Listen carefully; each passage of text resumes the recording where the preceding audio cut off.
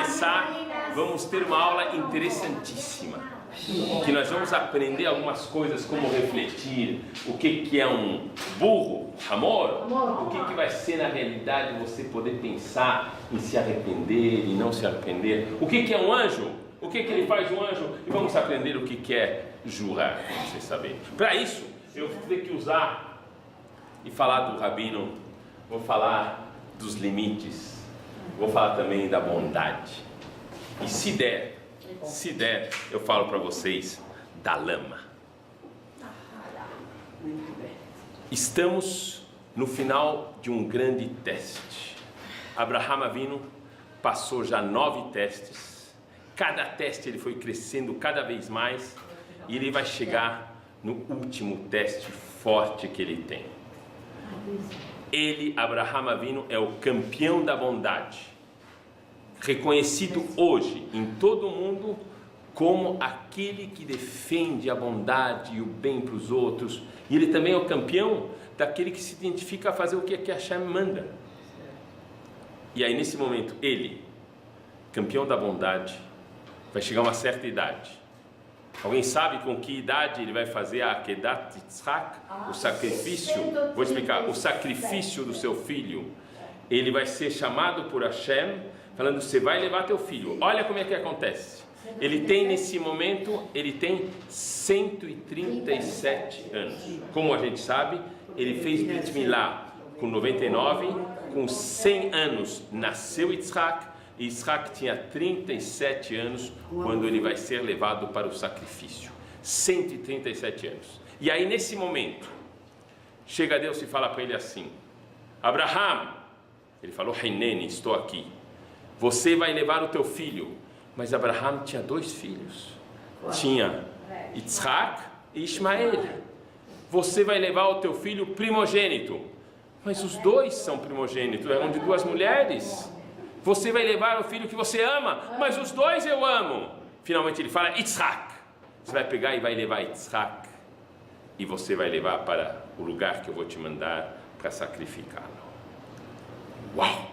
Eu quero agora que vocês imaginem, durante alguns instantes, um homem que viveu toda a sua vida, 137 anos, pensando em fazer o bem, em fazer com que as outras pessoas saibam o que é a bondade e saber que, sobretudo, Deus é o ser mais bondoso que tem. Ele, de repente, ele está confrontado agora com uma tarefa.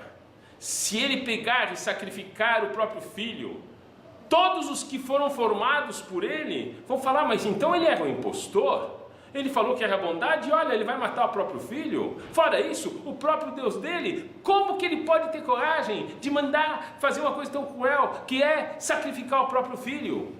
Ele, vocês têm que saber, ninguém conseguiria imaginar, nenhum livro poderia descrever o que Abraham Avinu sentiu nesse momento. E ele, apesar de tudo, ele chegou e foi.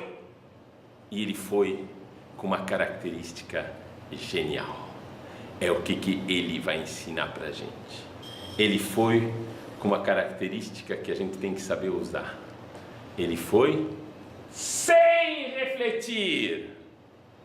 Ele foi sem refletir. Ele não começou a fazer o cálculo dele. E eu acho que então, sabe o que? Hashem me prometeu que eu ia ter uma descendência. E sabe o que? Eu vou esperar então que nasça um filhinho, que ele case, e depois eu levo o sacrifício. Senão, como é que eu vou ter minha descendência? Ele não começou a fazer os seus cálculos próprios. Está escrito que ele levantou de manhã. Ele levantou tarde ou de manhã? Baboker. E qual foi a primeira coisa que ele fez? A primeira coisa que ele fez, ele colocou a sela no seu burro. O burro se chama Hamor. E hoje nós temos que entender o que quer dizer que Abraham colocou a sela no seu burro. Estava se preparando. Estava se preparando para isso. Mas saiba, a senhora, que qualquer palavra que tem na Torá, ela não está aqui por acaso. E quando você escreve na Torá, Hamor, não tem as sílabas, não tem pontinhos na Torá. Sim. Hamor são exatamente as mesmas letras que Homer. Homer quer dizer matéria. Abraham, ele subiu em cima da matéria que falava com que ele não teria que fazer isso. Ele dominou seus instintos, ele dominou toda a sua filosofia de vida, que ele construiu durante 137 anos para poder fazer uma coisa que Hashem está mandando sem refletir. Ele subiu no Hamor, no Homer, e ele decidiu fazer as coisas. Não é fácil. Você na tua vida, às vezes você faz vários cálculos. A gente pensa assim, sabe o que? Não faz mal, talvez, trazer uma pessoa, talvez eu possa fazer, não comer muito bem caché, porque a pessoa que vai vir comigo, talvez ela vai virar. Eu não posso fazer esses cálculos. Esses cálculos são dele. O que ele te manda fazer é um nível. Ele foi preparado para isso, Abraham. Ele foi preparado durante 9 testes. Cada teste foi um teste incrível. Ele teve que sair da casa dele, ele teve que fazer Brit Milá, ele teve que ir com Paró, ele teve que ir com Avimelech, várias coisas, fez umas guerras, ele teve que ir com Sodoma e Gomorra. 9 testes para que esse 10º teste seja realmente a coroação do que um homem vem fazer nessa vida. E para isso eu preciso agora explicar uma coisa. Onde que ele estava? Quando ele estava fazendo o sacrifício do seu filho Yitzhak. Ele está decidido, e está escrito que ele pegou, amarrou Yitzhak, e de repente está escrito uma coisa interessantíssima, que tem um malach, um anjo, que falou Minashamayim. O malach falou Minashamayim: Abraham, não toque no teu filho, que agora eu sei que você tem temor a Deus. Não toque nele. Sabe onde que ele estava nesse momento, Abraham? Este lugar onde ele fez o sacrifício é aonde vão existir depois os 2 Beit HaMikdash, os 2 templos sagrados, que é o Har HaMoriah. E agora eu tenho uma dúvida que nossos sábios falam. Como eu falei que não tem nenhuma palavra a mais na Torá, está escrito que o anjo estava Minashamayim. Então, Malach Minashamayim falou Abraham. E a gente sabe que ele falou Abraham e Abraham, são 2 Abraham, só para vocês entenderem bem. Por que tem Abraham? Porque cada uma de vocês, a senhora também, cada um tem o seu potencial do que você pode ser na tua vida lá em cima. E tem o que você é. Você tem que chegar ao potencial máximo que você foi determinada. Não você olhando os outros. Você olhando você mesma. Você sendo o que você é com os utensílios que Hashem te deu para você. E nas condições que você está agora. Cada um de nós tem a possibilidade de chegar nesse topo. Nesse potencial máximo. Nesse momento, Abraham, depois desses 9 testes e do 10º, ele chega ao topo. Então, o malach chega para ele e fala: Abraham, você que está em cima, o potencial, ele já chegou, parem! Para que eles parem de verdade. E eles param. Mas tem uma palavra a mais. Está escrito que o anjo estava onde? No céu. No céu. Por que eu preciso dessa informação? Prova é que quando os 3 anjos vieram visitar Abraham, quando ele tinha feito o Brit Milá, não estava escrito que esses anjos estavam no Shammai, eram anjos, eram 3 anjos disfarçados. Mas pouco importa, não tem essa informação. E aí, nós temos um Rav que fala um negócio genial. Saibam vocês, aonde que ele estava, Abraham Avinu, a gente falou, ele estava no Har HaMoriah. Ele estava onde ia ser o Beit HaMikdash. Mais exatamente, ele está no lugar mais sagrado que tem aqui na terra, que é onde ficava uma coisa chamada Kodesh HaKodashim. É onde ficava a arca sagrada com as tábuas da lei, em que nesse lugar um só homem podia entrar uma só vez por ano. O Kohen Gadol entrava uma só vez por ano, com umas coisas características interessantíssimas, com campainhas sinos na roupa. E sabe o que mais que tinha no pé? Tinha uma corda amarrada no pé dele. Por quê? Porque se nesse momento o Kohen Gadol ele não tinha concentração total, sabe o que acontecia com ele? Flak, halas, ele morria. Ele morria, e como que sabemos que ele morreu? Porque a gente escutava, os sinos não tocavam mais, esperava mais um momento, e como ninguém podia entrar no Kodesh HaKodashim, puxavam ele com a corda, certo? E escutem bem agora, escutem bem que vamos, e agora nós vamos começar a entender, esse lugar aqui ninguém podia entrar, certo? E ele estava nesse momento, Abraham, no Kodesh HaKodashim,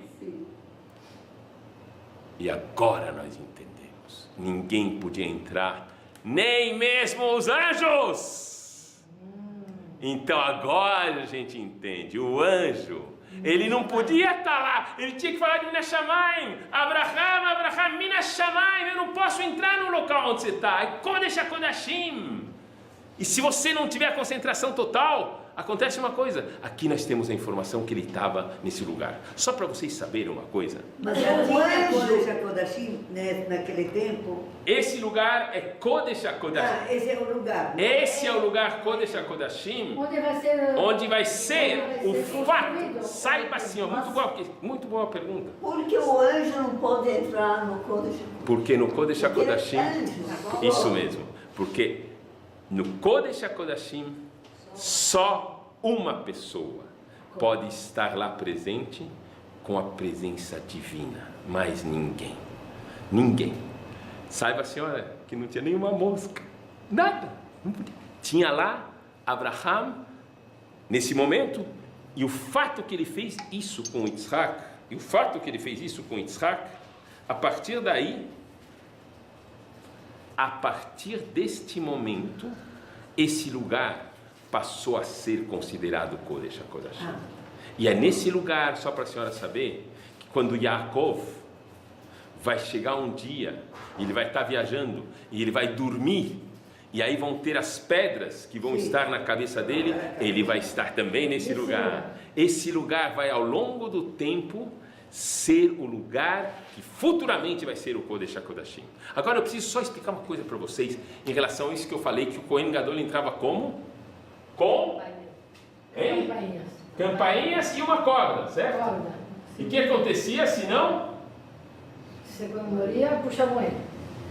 Se ele não tinha a concentração correta, morria. Saibam vocês, escutem bem agora, saibam vocês que a grande maioria, no primeiro Beit HaMikdash dos Kohen Gadol ficaram muito tempo, e houve poucas vezes que houve um Kohen Gadol que se desviou e acabou morrendo. Mas no segundo Beit HaMikdash, no segundo templo, o cargo de Kohen Gadol, por assim dizer, passou a ser praticamente um cargo político. E ele podia ser, nada dos gregos, nada dos romanos, ele podia ser comprado, como se diz. Mas agora eu quero que vocês entendam o que eu vou falar agora. Esse é o ponto. Ele podia ser comprado. E aí, o Kohen Gadol comprava, ele ia no Kodesh HaKodashim, e é óbvio que ele não estava totalmente com a cabeça e a mentalidade pura. Então ele entrava lá com a roupa do Kohen Gadol, com os sinos e com a corda, e o que acontecia com ele? Morria e puxava. E aí, vários Kohen Gadol aconteceu isso. Então, morreram. Aí o primeiro, o segundo, o terceiro, o nono. Vamos analisar o número 9? O número 9, ele já viu os outros 8 morrerem. Agora ele está comprando. Ele sabe que ele vai morrer. Ele tem certeza absoluta. Porque ele não está com aquela kavaná toda. Ele quer a honra de ser Kohen Gadol. Como que ele ainda assim tem a coragem de pegar, entrar no Kodesh HaKodashim e vai morrer? É pergunta ou não é? Isso vem ensinar para a gente que o homem é feito com características que, por mais que ele saiba que ele está fazendo as coisas erradas, ele teima em fazê-las e passa a ter vontade de fazê-las. É muito difícil você separar do het, você separar das coisas que você gosta de fazer. Uma prova nós temos disso, quando teve a praga no Egito, a praga dos sapos. Teve 10 pragas, uma delas foi os sapos, que encheu de sapo no Egito. Sabe como é que começou essa praga? Essa praga começou com um sapo só saindo do rio Nilo. Um só sapo. E aí uma pessoa pegou e viu o sapo e pá! Deu um tapa no sapo. Na hora que deu um tapa no sapo, ele multiplicou em 2. Saiu 2 sapos. E aí o que ele fez? Ele pegou e deu sapo. Bateu também, começou mais 2. E aí todo mundo sabia que se você batia vai multiplicar. E apesar disso, eles com raiva, eles mesmos criaram o inferno que eles vão viver. Está chovendo, vai passar. Aproveitar é berachá. Aproveitem que é berachá. Chuva é berachá. Em total. Deus quiser. Está escrito, só para vocês saberem, Mashiva Ruach Umorida Geshem. O que quer dizer isso? A gente fala na tefilá, a gente chega e fala assim, Mashiva Ruach, e que sopre o vento e que caia a chuva. E isso é explicado um pouquinho mais profundo, já que vocês estão vendo essa chuva e estão aproveitando, a gente fala assim, Mashiva Ruach, Ruach são as coisas espirituais, o Haniut a gente fala, espirituais, que suba a espiritualidade, e Geshem é as coisas Gashmi, que são as coisas materiais, e que deixe para lá as coisas materiais, vocês saberem. Então aproveitar isso daqui para vocês poderem terem. Nós vimos aqui que as pessoas nervosas batiam nos sapos. Nós temos que saber se controlar para poder se afastar das coisas que faz da gente realmente ir cada vez mais baixo. Uma das coisas, aprenda a não refletir. É uma coisa que não é fácil. Vocês sabem que a gente vai fazendo as coisas e a gente tem uma história fantástica de um alce. E um alce, ele estava num campo aberto e estava sendo perseguido pelos caçadores que queriam pegar ele. Que? Alce. O alce é um veado que tem os chifres. Chama-se alce. Chama-se alce. Un cerf, très bien. En français, c'est un cerf. Très bien. É um Bambi com chifres. É o pai do Bambi.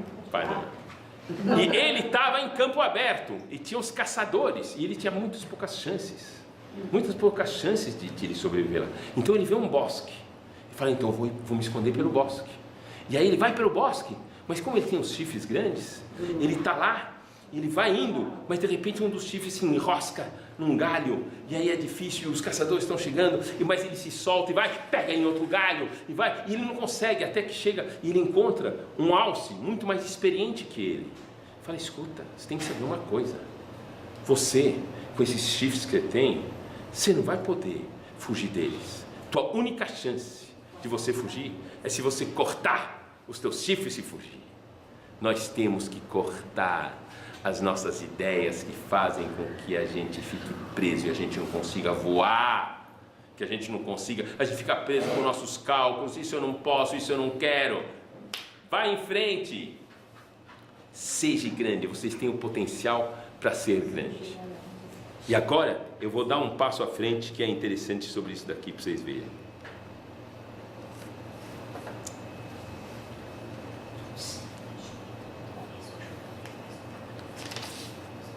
É muito barulho, mas pouca chuva. Ela falou que não está muito forte a chuva. Não, tem os perigos, mas não está aquela coisa. Escutem, concentração.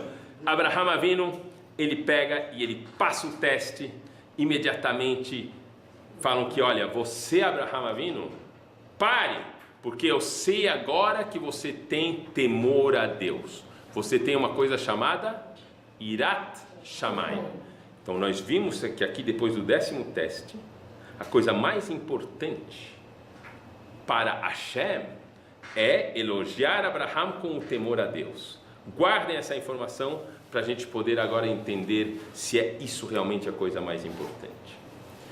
Imediatamente, ele é confrontado com outra coisa que acontece. Isaac vai viver e na hora ele é informado que sua mulher, Sará, faleceu.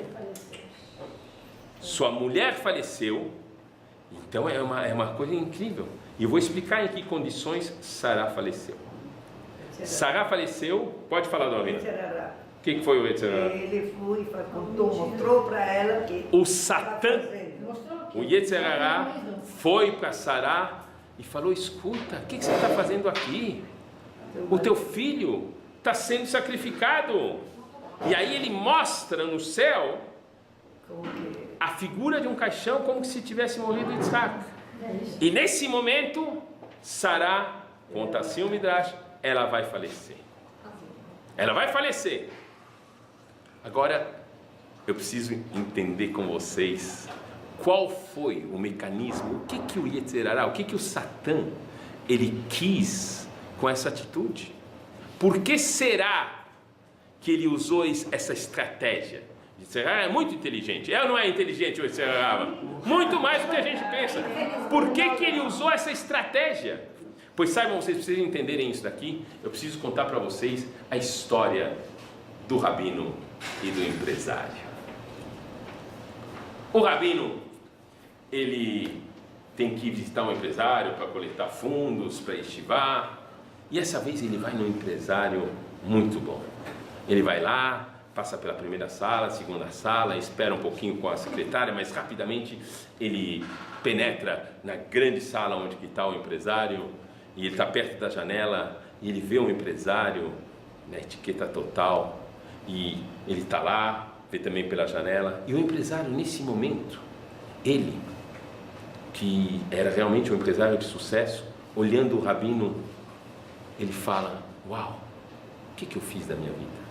Claro, eu ganhei dinheiro, trabalhei, mas olha, esse homem vive com Kiddush Hashem. Ele o dia todo dele está preenchido com boas ações. Olha, eu acho que talvez eu errei o meu caminho, fala o empresário. Do outro lado, por incrível que pareça, o rabino que está sentado lá e que está vendo o empresário com aquelas abotoaduras de ouro, e ele está vendo pela janela a limusine com o chofer com as luvas brancas, e ele começa a ver isso daqui. Ele fala: uau, sabe o que? Eu poderia ter sido um homem de negócio de sucessos. Eu acabei ficando, não tenho praticamente dinheiro para alimentar minha família, e estou aqui. Talvez eu gostaria de estar no lugar dele. Escutem bem agora, e este é o ponto.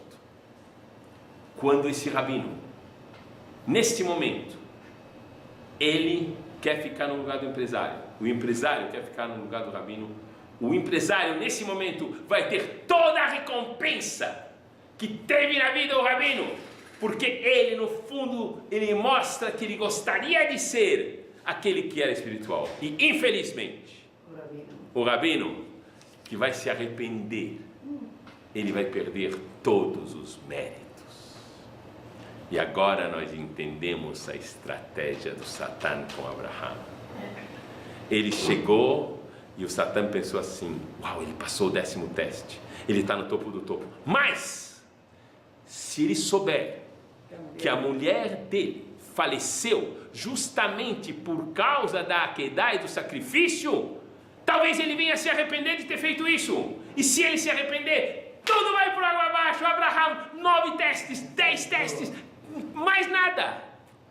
E como que Abraham mostrou que ele sim não vai ser afetado pelo Satã? Ele vai chegar e vai ter que enterrar Sará.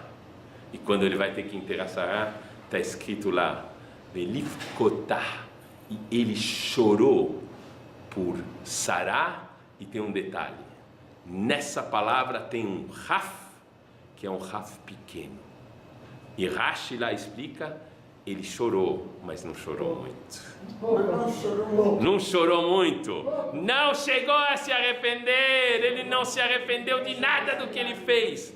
Ele sabia. Entendeu? Se a gente se arrepende, é uma coisa delicada. Mas agora eu quero falar uma coisa mais forte ainda. Daqui nós aprendemos uma qualidade que nós podemos ter. Você sabe que é difícil às vezes seguir as mitzvot.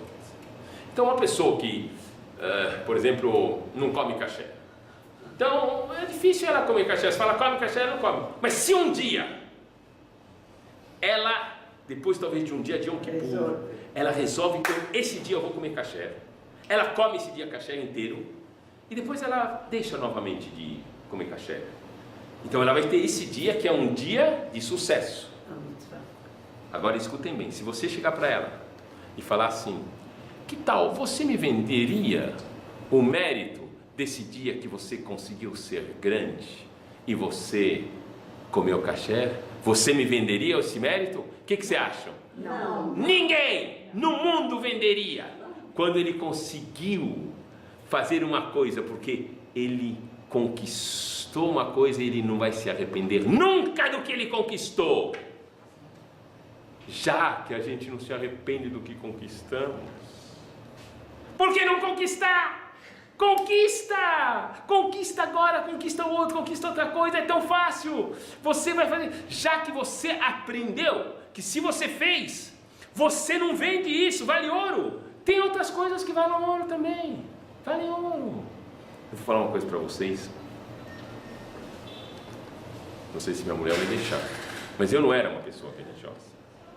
E quando eu comecei a ser mais religioso, eu realmente pensava, olha, mas tem muita sabedoria e é uma coisa boa, mas eu falava o seguinte, sabe o quê?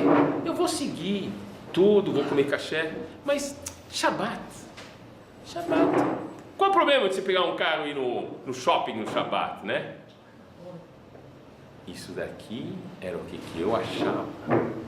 Porque depois você começa a ver que o maior presente é, por exemplo, eu hoje sou Shomer Shabbat, maior presente que eu tive na minha vida. Saibam vocês. Então, quando você adquire uma nova etapa, um novo nível, uau! Você sabe uma coisa genial. E agora eu vou contar uma pequena história em relação a isso para vocês saberem. Eu tenho um amigo que faleceu, ele chama Claude Leon, história verídica. E ele morava nos Jardins. E ele vinha aqui, a gente tinha uma aula toda sexta-feira com o Rabino Faur. E um dia ele chega e fala pra gente na aula, eu preciso contar uma coisa para vocês. Fala, o que é? Olha, eu tenho um vizinho. Um vizinho que ele não respeita nada, mas nem Yom Kippur, nem nada, ele está casado com... e tem... Sabe? E olha, ele me contou, ele falou, Claude, eu preciso te contar uma coisa. Falou, o que foi? Falou, outro dia, teve uma coisa incrível, teve um parente da minha mulher que faleceu e a gente teve que ir na igreja. E de repente, chega o padre e fala, agora todos nós vamos nos ajoelhar e fazer... Nesse momento ele fala, Claude, isso eu não consegui fazer. E eu estava lá, todo mundo assim, e minha mulher, não consegui fazer. E eu saí. Ele me contou isso como se fosse um ato heróico. Uau! E nesse dia, estava um rabino, um Rav Galinsky, que é um Rav pequeno em tamanho, mas gigante. Faleceu agora, que a Shem guarda sua alma. Ele chegou e explicou para a gente, falou, mas é simples. Vocês têm que saber uma coisa. Cada um de nós, desde mais baixo até o mais cima que a gente tiver, a luta que nós temos com o Yetzer Hara é sempre a mesma. É a mesma energia que eu tenho que gastar quando essa pessoa tinha que gastar lá embaixo para se ajoelhar ou não para uma idolatria, como aquele que é o grande rabino de Israel, que ele tem para estudar 10 ou 15 minutos a mais de Torá. É o mesmo esforço, idêntico. E aí ele fala, se é o mesmo esforço, por que ficar lutando lá embaixo, se assim ajoelha ou não? Luta lá em cima, estuda mais Torá, você é maior, você é mais forte. Me aconteceu, eu estudei no colégio de freiras, depois da aliança. Oui. Aí as freiras me convidaram para assistir a uma missa. Sim. Aí eu fui, e tinha 4 muçulmanas também. É. Eu era a única Aí todo mundo se ajoelhou, eu de pé assim, as muçulmanas se ajoelharam, eu fazia... Muito bem. Olha aqui, nós temos aqui uma prova concreta do que nós estamos contando. Cada pessoa tem o seu nível heróico. Saibam vocês, então vamos aprender. Mas me olhava, mas depois... Claro que te olhava. Mas eu fui convidada, eu falei, graças Baruch a Hashem. Deus. Cada um tem o seu nível, o seu limite. Por que está lutando lá embaixo? Por que está lutando lá embaixo? Então você tem que saber fazer as coisas e aprender. O objetivo do Satã era fazer com que Abraham se arrependa, e Abraham não se arrependeu. E agora nós estamos em plena história de Sará. Alguém sabe como é que começa a Perashá Haye Sará, que é essa que a gente vai ler? Ela começa assim: Vaihiu Haye Sará. Vaihiu, e foi a vida de Sará. E ela viveu 127 anos. Está escrito lá 127 anos. E a vida de Sará não foi uma vida fácil. Só que essa palavra, Vaihiu, ela se escreve Vav, Yud, He, Vav, Vav, Yud, He, Yud, Vav. Tá certo? É uma palavra que pode ser lida de frente para trás e de trás para frente, vai dar o mesmo resultado. É o que a gente chama um palíndromo em português. Eu procurei no dicionário para poder falar para vocês aqui. Um palíndromo. Por que será que começa justamente com uma frase dessa, com uma palavra dessa? Sará, eu vou falar o que aconteceu com a vida dela. Sará era estéril. Ela foi raptada por Faraó. Ela foi raptada por Avimelech. Ela teve o teste que ela teve que dar Agar para que Abraham possa ter filhos. Ela depois foi humilhada por Agar. Depois disso daqui, quando ela vai ter o filho, ninguém vai acreditar que o filho é dela mesmo. Ela vai ser obrigada a amamentar toda a cidade, todos os neném que tinham lá. Sim, senhora, tinha filhas e Hashem fez um milagre e deu. Fora isso, achavam que o filho dela não era o filho dela, era filho do rei, do Avimelech. O que Hashem fez? Ele fez um milagre, ele fez que a cara de Yitzhak era idêntica. E tudo isso daqui ela passou com esses sofrimentos. Mas aí ela vem e te explica, Vaihiu, pouco importa a ordem dos acontecimentos. Saibam vocês que qualquer jeito que eu leia a minha história, eu vou saber que tudo que me aconteceu, tudo, é porque Hashem decidiu. E a única coisa que eu tinha que fazer é saber como reagir na frente desses acontecimentos. Quem decide da tua vida é Ele. Ele te põe vários testes, várias coisas. Vaihiu, pouco importa os acontecimentos. Às vezes é coisa boa, às vezes é coisa ruim, às vezes é coisas que a gente acha que é ruim. Tudo é pro bem. Você tem que saber agir da melhor maneira possível. A tua única função aqui nesse mundo é você ser o melhor que você pode ser, não o melhor que o outro pode ser. Você, com as ferramentas que a Hashem te deu, você ser grande, ser aquela que a gente chegar e vai falar lá em cima. Daisy, já pensou? Daisy, uau! Esse que é o ponto. Ele, nesse momento, Abraham, ele tem que negociar para poder enterrar a sua esposa, Sará. E aí, ele está na frente de um homem que se chama Efron. Abraham já é um homem muito conhecido. E ele chega nesse lugar, que é Hebron, onde está enterrado, inclusive, Adão e Havá. E aí vão ser enterrados agora, futuramente, Abraham e Sará, vai ser Isaac e Rivka, e inclusive vai ser enterrados lá, Yaakov, Veleá, e mais uma coisa que vai estar enterrada lá, vai ser a cabeça de Esav. Já eu conto para vocês essa história. Mas agora escutem bem.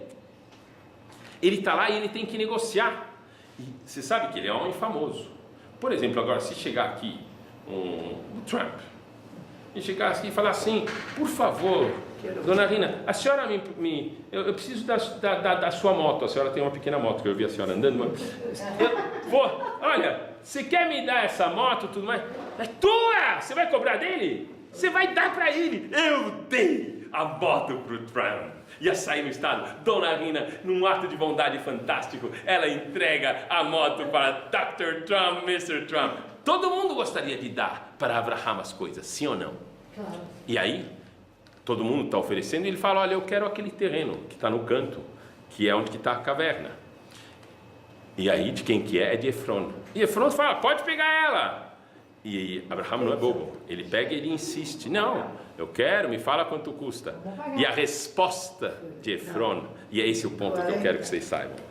A resposta de Efron é, o que é entre eu e você um terreno de 400 moedas de prata? E 400 moedas era muito mais do que o terreno, era totalmente superfaturado. E aí, na hora, Abraham tira as moedas e dá. Mas agora é que vocês têm que entender. Efron cometeu um erro. Ele cometeu um erro. Qual erro? Que ele achou que era muito barato demais. E aí nada. Ele não sabia o valor. quem não sabia o valor? O Efron sabia, ele cobrou 10 vezes mais. Sim, mas o valor espiritual. Não, não é isso. Eu vou explicar bem agora. Ele não sabia que era o terreno Ele não sabia. do Adão e Eva. Pouco importa, o terreno por si, qualquer pessoa colocasse a venda esse terreno, ele não venderia por mais do que 40 moedas. Pouco importa, mas ele cometeu um grande erro. Às vezes a gente pede muita coisa, a gente reza e pede para Hashem certas coisas. Eu gostaria disso e disso, está me faltando essa coisa, essa outra coisa. Hashem, ele sabe às vezes melhor do que você o que você precisa. Claro.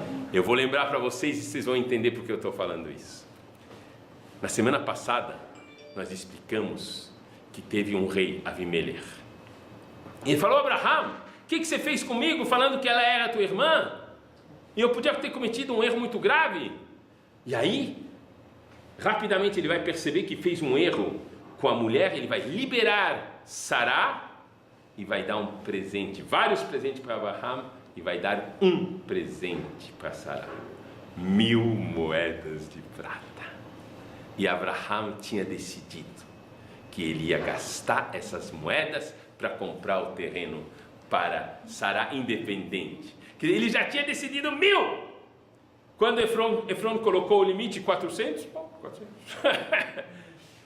Às vezes a gente pede, e me aconteceu uma vez, eu cheguei para a pessoa e contei essa história. Uma vez uma pessoa veio pedir uma tzedakah, e eram uns bloquinhos desses de rifa, né? E aí ele falou assim, me compra 2 bloquinhos. Você queria comprar? E eu todos os anos, eu comprei 10 bloquinhos. Todos. Aí eu cheguei e contei, escuta, você está colocando um limite das coisas. Aprenda a deixar aberto o que vai acontecer, é uma coisa interessantíssima. E aí sim, vai acontecer que ele comprou e agora ele vai se ocupar das coisas grandes e importantes. Passou o teste Abraham, ele comprou, enterrou Sará e agora ele tem que construir Am Israel. Ele é o povo da nação, é o rei do povo da nação de Israel, Abraham. E para que tenha um povo, tem que ter descendência. E ele tinha um filho. Então o que precisava? Casar. Mulher. Precisava uma mulher para o seu filho. E essa mulher, ele pega o seu homem de maior confiança que tem. Ele chama Eliezer. Ele chama Eliezer e fala, Eliezer, que ele tinha na verdade posse de tudo. Falou, por favor, você vai ir na terra onde que fica meu irmão, tinha Betuel, tinha Lavan, e você vai pegar de lá uma mulher. Só que ele fala uma coisa estranha, Abraham.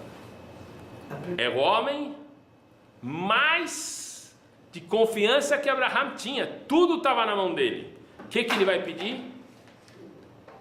Uma mulher. Vai pedir, jura! Você vai jurar. Uau! E não só vai jurar. Para jurar, geralmente hoje se pega e se coloca a mão numa Torá, você sabe, colocando se ver Torá. Nesse momento não existia Torá. O único objeto sagrado que existia o mais sagrado que existia nesse momento, qual que era? Era o Brit Milá de Abraham. Ele falou: Eliezer, você vai colocar tua mão tahat yerehi, embaixo da minha coxa, ou seja, segurando o Brit Milá. E assim ele fez jurar, Eliezer, que ele ia fazer a coisa certa. E aqui não dá para entender uma coisa. Como será que ele fez Eliezer jurar uma coisa dessa? Se ele tinha confiança de tudo, por que para essas coisas ele fez ele jurar? Pra vocês entenderem, tem uma história com o Rabino Salanter interessantíssima. O Rabino Salanter é o rei do Mussar, o Rabino do Mussar que fundou o movimento de Mussar, Rav Salanter. E um dia ele está viajando, ele está com o que a gente chama capa preta e barba e tudo mais, e ele está numa pousada, e essa pousada kasher 100%, quando de repente o dono da pousada vê que a carne está acabando. E ele tem lá um monte de fregueses, ia ganhar uma grande nota em relação a isso daqui. Ele chega então para o Rav Salanter, que ele não conhecia, fala: escuta, por favor, está me faltando aqui um pouco de carne, você pode ir fazer shechitá, fazer o corte conforme tem que ser feito de um boi que eu vou te trazer, corta ele para a gente poder servir. E o Rav Salanter, que não sabia fazer shechitá, não era a função dele, falou: não. Bom, mas o Rav Salanter estranhou. O dia seguinte de manhã, no café da manhã, o Rav Salanter chega para o dono da pousada e fala: escuta, me aconteceu um imprevisto, você pode me emprestar 6 rublos? O quê? 6 rublos? Mas de onde que eu te conheço? Quem falou que você vai me garantir? Onde que está a garantia? Quem é o fiador? Quem que não é isso? Quem que não é aquilo? Uau! Para vocês entenderem, as pessoas em relação a coisas materiais tomam um cuidado absoluto, como eu vou devolver, como eu vou pagar, como eu vou receber, como eu vou ganhar, quanto que é de juros, interesse, o dono do banco que é garantia, não garantia. Em relação às coisas espirituais, não liga para nada. Se tem, a pessoa talvez tem filhos, tem amigos, e deixa eles envolvidos em qualquer coisa, deixa entrar qualquer coisa espiritual na casa, às vezes no próprio celularzinho, tudo entra e penetra, sem a gente tomar conta de nada. Isso daqui vai ser bom para teu nível espiritual? Por que você é mais preocupado com as coisas materiais do que o que entra na tua cabeça aqui, que é muito mais importante e é eterno? É eterno! As tuas coisas especiais são eternas. E aí vem o que Abraham quer ensinar para a gente. Escuta, em relação às coisas materiais, claro que eu tenho confiança em Eliezer, mas para fundar um império que vai ser o povo judeu, que vai se formar com Yitzhak e a mulher dele, e depois com Yaakov, e depois com as 12 tribos, depois com Moshe e com Aaron, eu preciso ir muito mais fundo, eu preciso ter a certeza absoluta que nada pode dar errado. E aí ele vai buscar a mulher com essa característica, e ele vai buscar uma mulher. Ele chega, a gente não sabe o que é Rivka ainda, ele chega e faz olha, a mulher que aparecer e que me der de beber, e der de beber para meus camelos, ela vai ser a escolhida. Logo aparece Rivka, uma menininha, e ela fala: o senhor está com sede, eu vou lhe dar de beber, e vou dar de beber para seus camelos. E foi lá e deu de beber para os camelos, deu de beber para os camelos, e beberam. E o poço da água fez um milagre e subiu. E aí Eliezer viu que era ela, e ele pegou e imediatamente deu uma joia para ela, e depois ele vai falar quem é você? Quem é você e quem não é você. Mas o mais importante daqui é o seguinte: eu no começo eu falei para vocês que Abraham Avinu, quando ele passou o 10º teste, e falaram Abraham, Abraham, falaram para ele assim: Abraham, Abraham, não toca no seu filho, que eu sei agora que você tem temor a Hashem, Irat Shamayim. Quer dizer que a gente viu que a coisa mais importante era o temor a Hashem, certo? E aqui, por que então ele não pediu que essa menina tenha temor a Hashem? O que ele pediu? Que ela tenha Hesed, Bondade. Que ela tenha bondade, que ela tenha boas características. E agora nós vamos entender um negócio genial.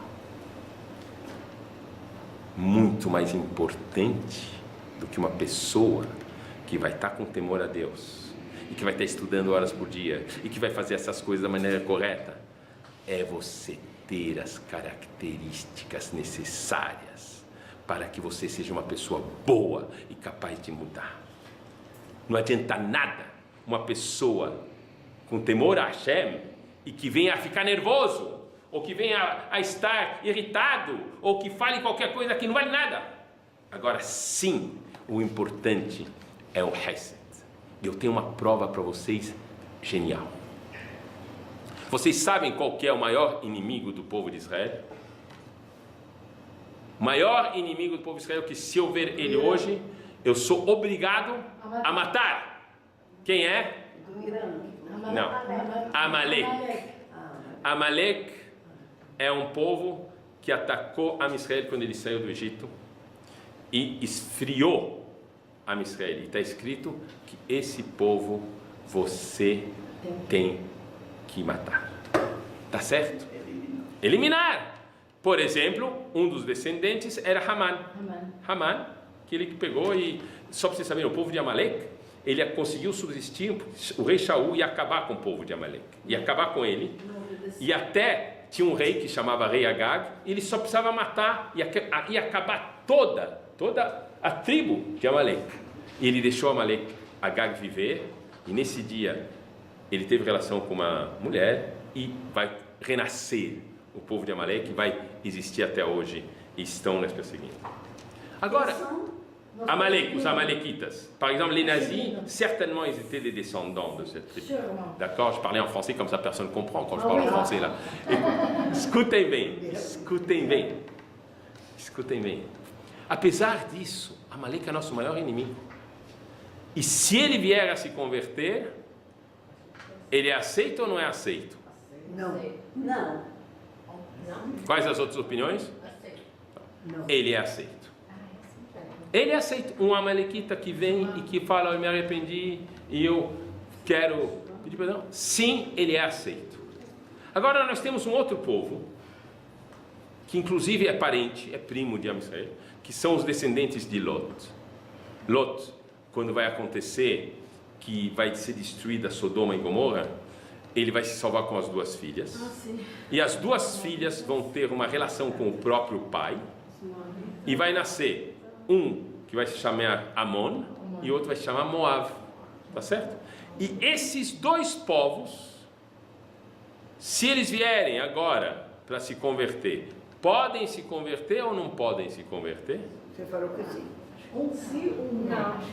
Não podem se converter. Por quê? O moabita não pode se converter. Homem. Homem. Só para vocês saberem, Ruth, a Moabiá, Ruth de Moab, que é a mãe, escutem bem, que é a mãe do Mashiach, ou seja, dela vai vir David Amelech e depois David Amelech vai vir o Mashiach, ela era moabita. Mas o Moab, ele não pode se converter, não é aceito em... E por quê?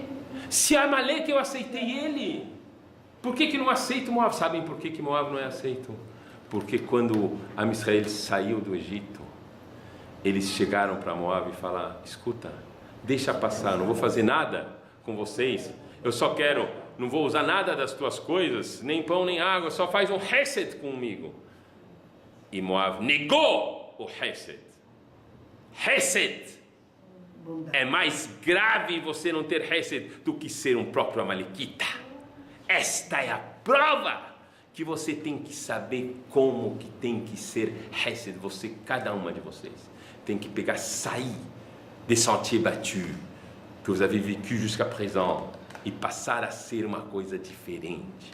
Começar a conhecer, crescer e ver em relação a tudo que a gente viu, em relação a conquistar a matéria, às vezes, se você tem uma ordem, agir sem refletir, você saber que aquele lugar em onde que a gente está e fazendo as coisas, estamos praticamente como no Kodesh HaKodashim. Você tem que aprender a fazer mais e mais mitzvot, que você nunca mais vai se arrepender, e você tem que saber que as coisas são importantíssimas, características, antes de tudo, para você saber. E eu só vou contar uma pequena história, para vocês entenderem bem como que a gente tem que agir. A cena se passa na Polônia. A cena se passa na Polônia e nessa cidade tem um cocheiro muito experiente, muito experiente, e ele já está meio velho, meio de idade, e as pessoas falam, mas temos que achar um substituto, E aí convidam várias pessoas para poderem fazer o teste de ser cocheiro da cidade, que era um cargo muito importante na época, e finalmente acham um que sim pode ser um bom cocheiro. E aí eles chegam, olha, a melhor coisa, ele passou os testes, a melhor coisa é saber se o nosso cocheiro experiente vai aprovar ele ou não. E ele vai, e tem toda a cidade, e o cocheiro está perguntando várias coisas, o experiente para o novato. Fala, escuta, e se acontece isso na estrada, como é que você faz? E vai perguntando, ele vai respondendo tudo certo. Finalmente vem a última pergunta e fala assim, me fala uma coisa, o que você vai fazer se de repente você entra com tua charrete na lama? Se você entrar com tua charrete... E aí, o cocheiro novato chega e fala, claro, sabe o que? Eu pego umas tábuas, eu sempre tenho umas tábuas, eu coloco embaixo da roda, embaixo de outra roda, eu dou uma chicotada nos cavalos, eles vão ir aqui, vou puxar, e finalmente eu vou sair.